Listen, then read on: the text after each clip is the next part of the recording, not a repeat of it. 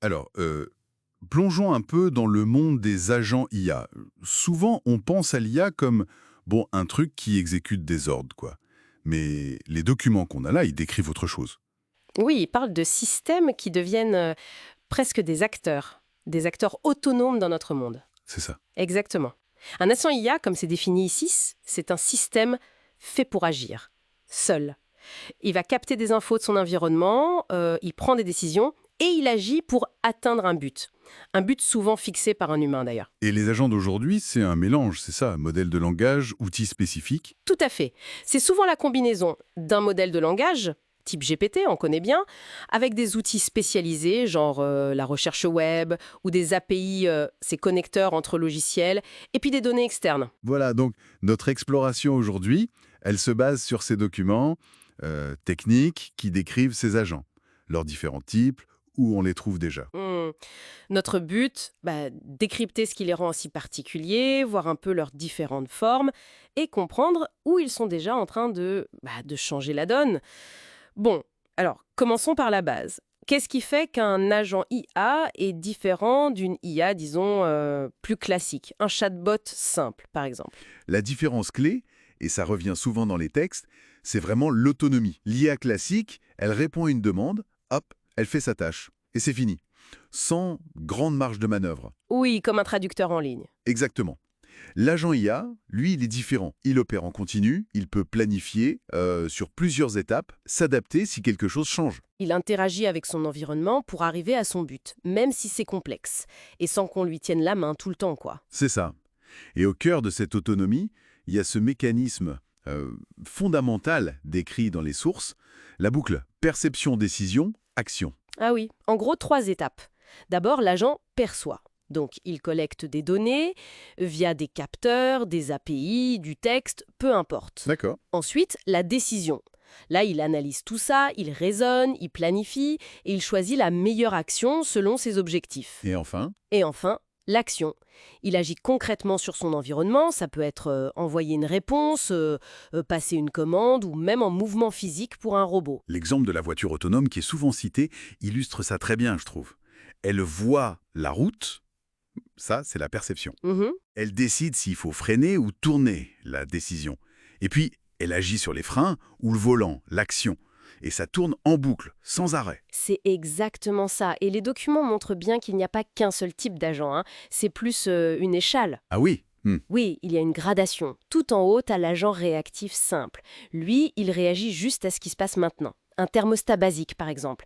Il fait froid, il s'allume. Point. Oui, même si, bon, ça évolue vite. Certains robots aspirateurs, par exemple, ils ont une mémoire des lieux maintenant. Ce qui les rapproche déjà d'une autre catégorie. Exactement. L'agent basé sur un modèle. Celui-là, il prend en compte l'historique. Il a une sorte de modèle interne du monde, pour mieux anticiper. Pense à un robot de navigation un peu avancé. D'accord, je vois. Absolument. Et puis, il y a la catégorie qui semble fasciner le plus les auteurs, l'agent d'apprentissage. Ah, Là, ça devient vraiment, vraiment puissant. Ces agents, ils s'améliorent avec l'expérience. On pense à AlphaGo qui apprend le jeu de Go, oui. ou aux systèmes de recommandation qui deviennent de plus en plus fins, ou justement à la voiture autonome qui apprend au fil des kilomètres. Et côté coulisses alors? Comment on fabrique ces agents? Les textes parlent de Python, j'imagine? Oui, sans surprise, Python est un peu partout, mais il y a aussi des outils spécifiques, des frameworks qui reviennent souvent, LangChain par exemple, Ah oui, LangChain. présenté comme un outil qui a vraiment simplifié la création d'agents complexes basés sur les grands modèles de langage, même si, bon, un des rapports soulève quand même des questions de stabilité pour des usages très intensifs. D'accord. Et on voit aussi des projets comme AutoGPT ou BabyAI.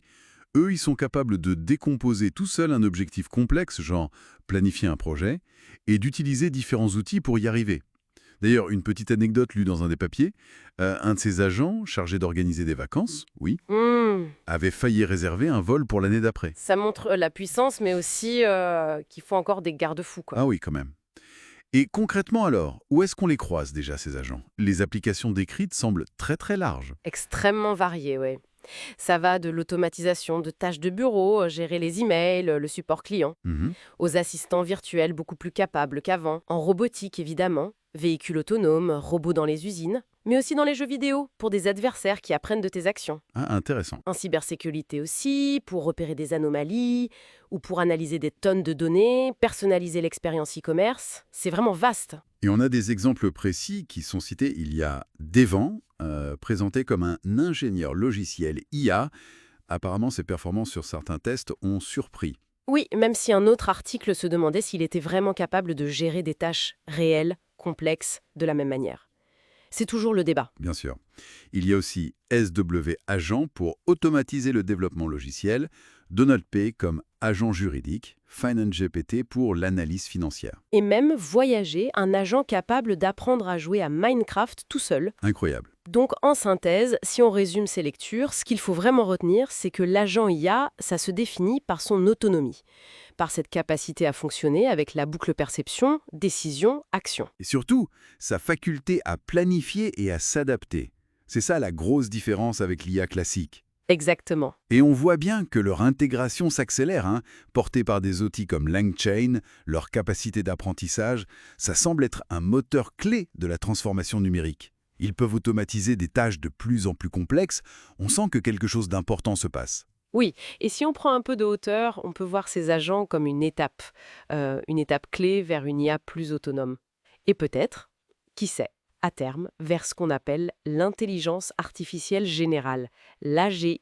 La GI, c'est IA hypothétique avec des capacités cognitives humaines. Voilà. C'est encore loin, bien sûr, mais ces agents sont une pierre sur ce chemin. Ce qui nous amène à une question de fond d'ailleurs qui est un peu en filigrane dans certains textes. Si ces agents apprennent et adaptent leur stratégie en permanence à partir de ce qu'ils vivent, comment on s'assure que leurs objectifs évoluent mais restent alignés avec nos intentions de départ, Avec nos valeurs. sur le long terme? C'est elle la grande question. Une interrogation cruciale sur l'alignement, la gouvernance de ces systèmes qui deviennent de plus en plus autonomes. C'est sans doute l'un des plus grands défis pour l'avenir, oui. Clairement.